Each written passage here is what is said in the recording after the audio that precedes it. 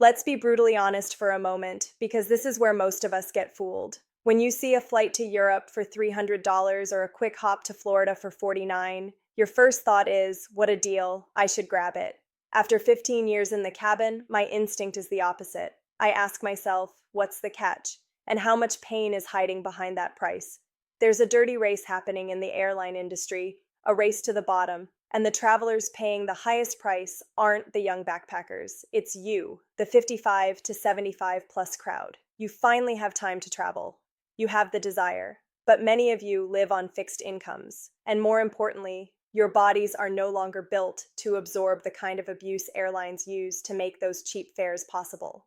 That bargain ticket often turns into the most expensive trip you'll ever take, not just in hidden fees that wreck your budget, but in aching joints, sleepless nights, and the quiet humiliation of being treated like cargo. At this stage of life, travel should be joyful. It should not be an endurance test. Ignoring what I'm about to tell you isn't just about being uncomfortable for a few hours. For an older body, it's about blood clot risks from cramped seats, about the fear of being stranded in a foreign airport without heart medication because a budget airline canceled your flight and offers nothing but a chatbot. Today, I'm going to name names. I'm going to expose the business models designed to squeeze you, and then I'll share the 4 airlines that still respect you enough to deserve your business. If you're new here, hello, I'm Mila. I spent a decade and a half wearing the flight attendant uniform, flying long-haul routes across the world. I watched the golden age of travel fade into an era of corner cutting and greed. I started this channel because I saw my own parents, now in their 70s, getting mistreated simply because they didn't know the new rules. Think of me as your daughter on the inside, whispering what corporate offices would never want said out loud. I want you to see the world, but I want you to do it safely, comfortably, and with your dignity intact. So let's start with who to avoid. The first category you should run from are ultra-low-cost carriers. In the US, that's Spirit and Frontier. In Europe, Ryanair and EasyJet. In Canada, airlines like Flair.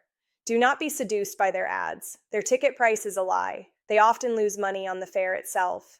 The real profit comes from what we call ancillary revenue, charging you for every single pain point along the way. They assume you'll bring a normal carry-on, want to sit with your spouse, maybe expect a cup of water. On these airlines, every one of those assumptions is a trap designed to crack open your wallet. Designed to crack open your wallet. They charge for a carry-on, often more than the ticket itself if you pay at the gate. They charge to pick a seat. Some even charge you to print a boarding pass. The psychology is brutal. They hook you with a low headline price, then corner you with fees when you're already at the airport and too stressed to walk away. For older travelers who may already be juggling bags and sore joints, standing in front of a gate agent with a credit card machine feels like public humiliation. I once deadheaded on a Spirit flight out of Fort Lauderdale and watched a sweet couple in their late 70s get stopped in line. Their small rollers would have been fine on any major airline, but the agent said they were too big for a personal item and demanded $99 each at the gate. The husband's face fell. That $49 ticket instantly became $251 way, and they were made to feel like they'd done something wrong. Please don't put yourself in that position. The savings are almost never real. Now let's talk about a number that can quietly wreck your health. Seat pitch. That's the distance between your seat and the one in front. Years ago, 33 to 34 inches was normal. Today, many planes, especially on budget carriers and dense configurations on big airlines, squeeze that down to 28 or 29. If you're 25, that's miserable. If you're 65, it's a medical risk. With your knees jammed into hard plastic, you can't move your legs for hours. That immobility raises your risk of deep vein thrombosis, dangerous blood clots that can travel to your lungs. Add arthritis, a knee replacement, or hip pain, and you're looking at agony that can last days after landing. Before you book, open Seat Guru, type in the flight number, and check the pitch. If you see 28 or 29, walk away. Look for at least 30, preferably 31 or 32. I once had a woman in her 60s with a recent hip replacement trapped in a tight middle seat. 2 hours in, she was crying in pain, unable to stand. We had to lift her into the aisle so she could stretch, and she spent the rest of the flight standing in the galley. Do not do that to your body. The third warning is about what happens when things go wrong, because in aviation they always do. Weather, mechanical delays, crew timeouts. You must avoid what I call ghost airlines, carriers that have removed human customer service and replaced it with apps and chatbots. When a flight cancels at 9 at night, a young traveler can tap a screen, rebook, and order a ride. But if you're not comfortable doing complex tasks on a phone under pressure, or you don't even have one, you're abandoned. No desk, no phone line that answers, just a screen that says canceled. I once found a 75-year-old woman sobbing on her suitcase in Miami after her budget flight to a cruise was scrapped. The airline had no counter and told everyone to use the app. She didn't know how. She missed her cruise. Her vacation ended right there. Never book an airline you can't reach by phone. Call the number before you buy. If a human doesn't answer, don't trust them with your plans. And now we come to the most insidious trap of all, because it's run by the airlines you think you can trust. And it's called basic economy. A decade ago, booking with a major airline meant you knew what you were getting: a seat, a carry-on, and the chance to sit next to your spouse. Not anymore.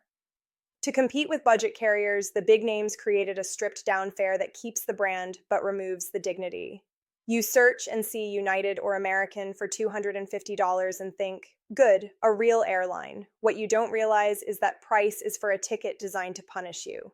No overhead bin access on many routes. No seat selection, which almost guarantees a middle seat and often separates you from your partner by rows. You board last, walking past everyone while bins are already full, ending up near the lavatory. Then comes the shell game. You pay to check a bag, you pay again to pick seats together, and suddenly that cheap ticket costs more than standard economy, yet you're still treated like second class. When you book, look carefully. The cheapest column will whisper basic economy or show a warning letter. Don't click it. Choose main cabin or standard economy, even if it's $40 more. That money isn't a fee, it's the price of your dignity. Now take a breath, because it isn't all bad news. There are still airlines that deserve your trust. If I were booking for my own parents today, these are the ones I'd choose. For travel within the United States, my top pick for seniors is Delta. Yes, they're usually more expensive, but here's why it's worth it: reliability. Delta has decided to be a premium operation.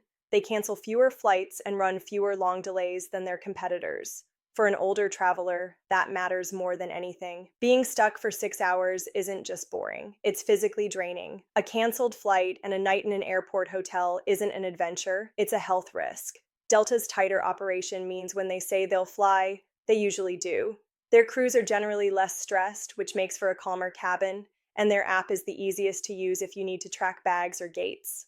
If you're flying for a wedding, a cruise, or a reunion you can't miss, pay the Delta Premium and buy yourself peace of mind.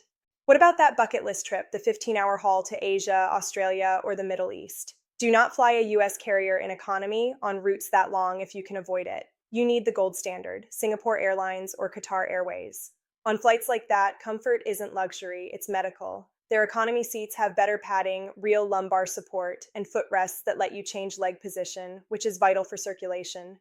You'll usually get 32 to 34 inches of pitch, not the cramped layouts you see elsewhere. They also fly newer planes like the A350 or 787 with lower cabin altitude and higher humidity, so you arrive less dehydrated and less exhausted. I've done 14 hours on a tight US seat and landed swollen and wrecked for days. On Singapore, I arrived feeling human, ready to enjoy day one. If you're spending thousands on a dream trip, don't cheap out on the ride that gets you there. Now let's come back home, because sometimes you just want a good value to see the grandkids, and this is where another airline shines. Where another airline truly shines for seniors is Southwest.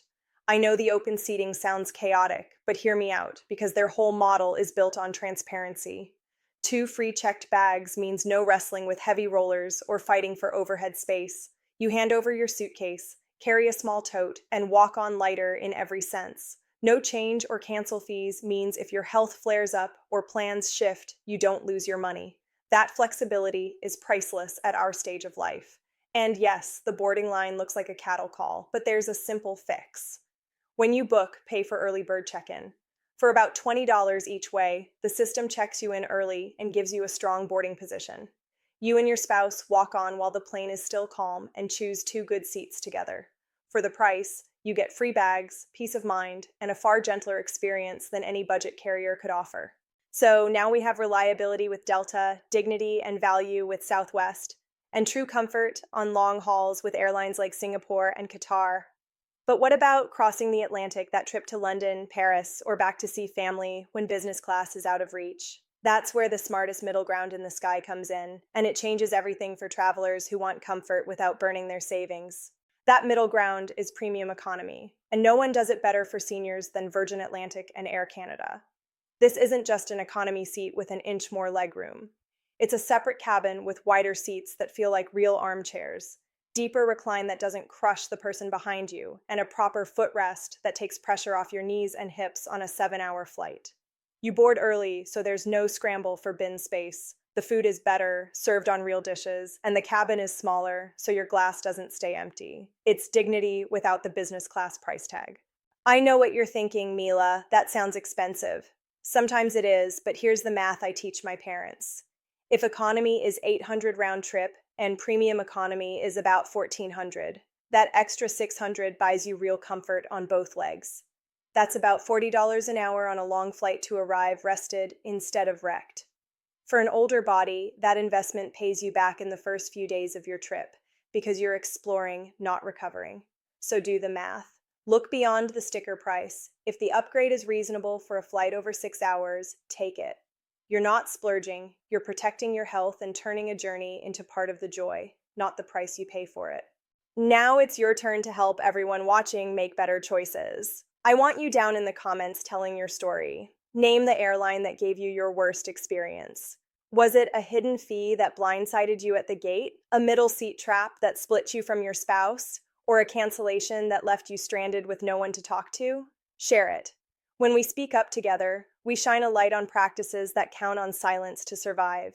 And before we part, hear this from me as someone who spent years in the aisle at 35,000 feet. I know how tempting it is, especially on a fixed income, to sort by lowest price and grab the top result. It feels responsible. But at this beautiful stage of your life, you've earned more than just the cheapest seat. You've earned dignity, comfort, and respect. That $49 fare isn't a bargain if it costs you days of pain, endless stress, or a humiliating moment at the gate. Saving $100 means nothing if your back seizes up or you're stuck overnight in a terminal. Value yourself enough to choose better. Pay a little more for Delta's reliability. Invest in Southwest's flexibility and free bags. Do the math on premium economy for long trips. Stop rewarding airlines that race to the bottom and fly with the ones that still treat you like a human being. I'm Mila, your guardian in the skies. Travel smart, travel safe, and I'll see you on board a decent airline soon.